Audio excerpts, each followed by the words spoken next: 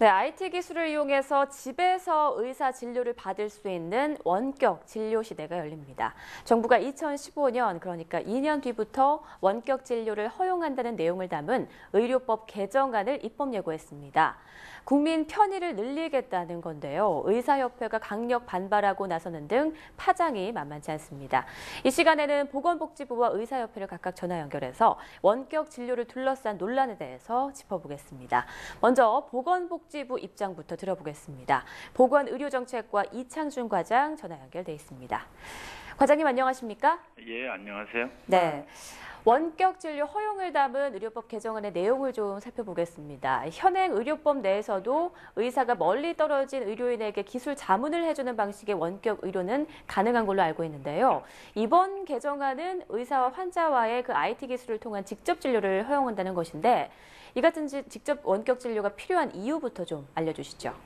예, 병원이나 의원을 직접 찾아가기 어려운 환자분들 같은 경우에 보다 편리하게 의료 서비스를 제공받을 수 있도록 IT 기술을 활용한 원격 진료를 받을 수 있도록 했고요. 여기에 해당되는 분들이 외딴 도서나 벽지에 거주하고 계신 분들이 그런 분들이고요.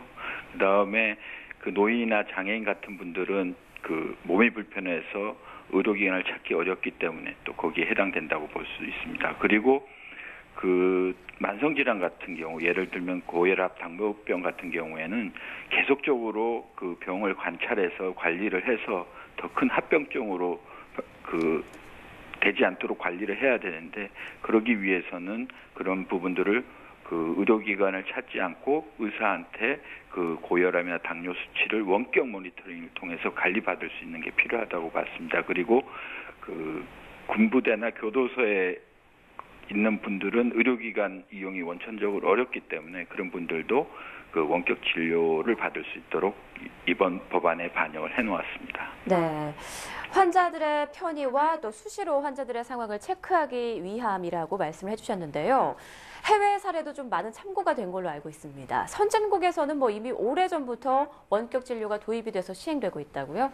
예, 미국 같은 경우에 노인이나 저소득층에 대해서 97년부터 여러 형태의 원격 의료를 허용하고 보험도 적용받도록 하고 있습니다. 네. 일본도 97년부터 만성질환자가 재진 진찰을 받을 때 원격 의료를 허용하고 있는 상황입니다. 그래서 우리나라도 이 IT 기술이 상당히 발달된 수준이기 때문에 외국 선진국처럼 이 원격 의료가 시급히 도입될 필요성이 있다고 봐서 저희가 법안 개정안을 발의를 했습니다.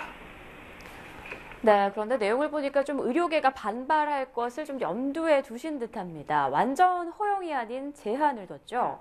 그에 대한 제한 내용을 좀 정리해 주실까요?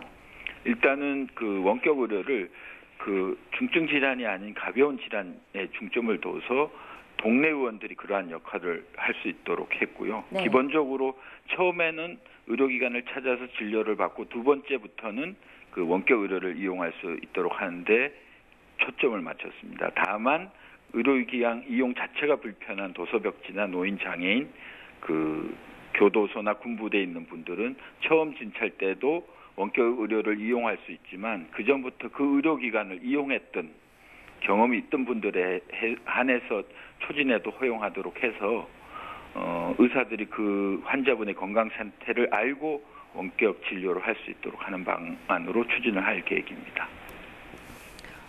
네, 그런데 좀 내용을 뜯어보면 의사협회의 우려가 어느 정도 일리가 있는 부분도 있습니다. 우리나라 의료 현실상 이제 국민들이 동네 의원보다 대형 병원을 선호하는 경향이 있는데요. 개정안에서 수술 후 재택 환자는 동네 의원이 아닌 병원급에서 원격 진료를 받을 수가 있습니다. 결국 초지인에서부터 좀 대형 병원으로 환자가 쏠릴 수 있다라는 우려가 있을 텐데 어떻게 보시나요? 병원에서 원격 의료는 병원에 입원해서 수술받아서 지속적으로 관리가 필요한 환자에 한했고요. 그리고 환자분들 중에서 혼자 몸으로 병원을 다시 찾기가 어려운 경우에 한해서 하도록 했기 때문에 의료계에서 우려하는 대형 병원 위주로 쏠림 현상이 생길 것이다. 이렇게 하는 문제는 발생하지 않을 걸로 생각하고 있고요. 그런 부분들을 보호에다 저희가 분명히 규정을 하고 가기 때문에 이 부분들이 그렇게 의료계에서 우려하는 것처럼 이 대형 병원으로 환자들이 몰려가는 현상은 생기지 않을 것입니다.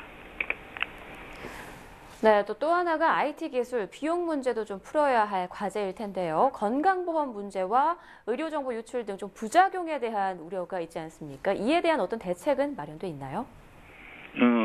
원격 의료 허용에 따른 법 정비가 되면 뭐 개인정보 보호 규정이라든가 관리 감독 체계를 만들어서 그런 그 의료정보 유출이나 그런 문제가 생기지 않도록 해나갈 생각이고요.